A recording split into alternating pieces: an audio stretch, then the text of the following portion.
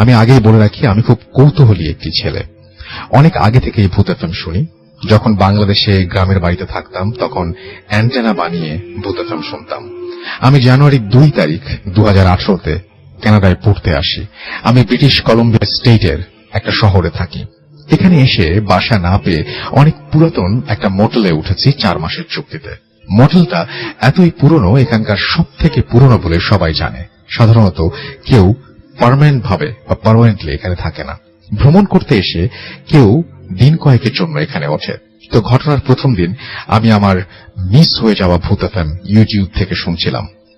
যখন রাত প্রায় 2:30 বাজে, আমি রাত জাগতাম, কেননা আমার এখানে রাত হলে বাংলাদেশে দিন, তাই সবসময় মেইনটেইন করে আমি আমার গার্লফ্রেন্ডের সাথে কথা বলতাম।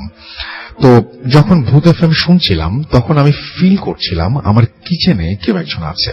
এভাবে কিছুক্ষণ চুপচাপ ফিল করলাম আর একটু ভয় পেতে লাগলাম। পরে ভাবলাম ভয়ের ঘটনা শুনছি, তাই হয়তো হ্যালোসিনেশন হচ্ছে। কিন্তু কিছুক্ষণ পর তাতে আমার ধারণা ভেঙে গেল। আমি দেখলাম কিচেনের ইলেকট্রিক যে চুলা আছে সেটি অন আছে এবং লাল লাইটটা জ্বলছে। আমি কিন্তু চুলা সেদিন অন করিনি, কেননা আমি সেদিন রান্না করিনি। আমি রুমে আসতেও পারছি না। আমার কাছে অনেকটাই অন্যরকম মনে হচ্ছে ব্যাপারটা। আমি মোটেলের কাউকে না বলে পরের দিন একটা মুভি দেখছিলাম আর অপেক্ষা করছিলাম আজকেও কিছু ঘটবে কিনা, কেননা আমি আগেই নোটিস করেছি এবং আমি আগেই ব্যাপারটা নোটিস করেছি কোন একটা অস্বাভাবিকতা এখানে আছে, এবং আমি আগেই বলেছি আমি একজন কৌতূহলী মানুষ। ঠিক পরের রাতে আমি শুয়ে অপেক্ষা করছিলাম। সেদিনও একই ঘটনা ঘটল, কিচেনের চুলা অন করা। আর সেদিন যা দেখলাম তা আমি আর কখনোই দেখতে চাই না। আমি দেখলাম কেউ একজন সাদা জুব্বা পরে আমার কিচেনে রান্না করছে। আমি পুরোপুরি আমার ব্ল্যাঙ্কেট যেটা ছিল সেটাকে মাথা মুড়িয়ে চোখ বের করে দেখতে চেষ্টা করলাম।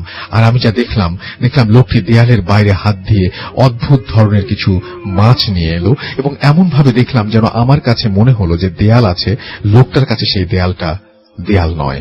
আর সে এভাবেই বাইরে থেকে কিছু একটা নিয়ে রান্না করতে শুরু করলো। আমি চুপ করে দেখেই যাচ্ছি।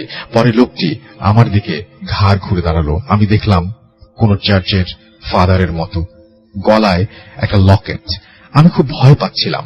আমার ফোনটা বেজে উঠল, আমার গার্লফ্রেন্ডের ফোন। সাউন্ড হওয়ার সাথে সাথে সবকিছু অদৃশ্য হয়ে গেল। পরের দিন আমি ভার্সিটিতে গিয়ে কয়েকজন বাংলাদেশি স্টুডেন্টের সাথে আমার ঘটনাটা শেয়ার করলাম। তাদের মধ্যে একজন বলল, এই মোটেলে একটা ভয়ানক অতীত আছে। আমি বাসায় এসে প্রতিদিনের মতো রাত জেগে থাকতাম, আর সেদিন আলাদা কিছু ঘটল না, কিন্তু যা ঘটল সেটা আরো ভয়ানক।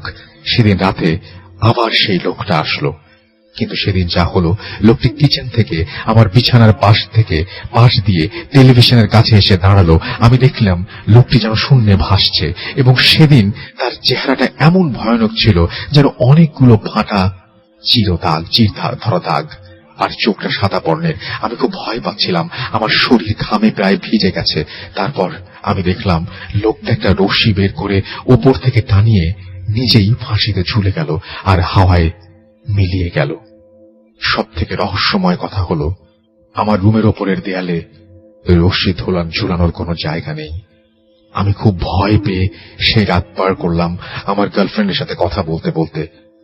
পরে পাশের সুপার শপে এক বাংলাদেশি ভাইয়ের কাছে সব বলে জানতে পারলাম যে এই মোটেলের কোনো এক রুমে এক খ্রিস্টান লোককে মেরে তাকে ফাঁসিতে ঝুলিয়ে দেওয়া হয়েছিল। সেও অনেক আগের কথা, তখন রুমে পাখা ছিল।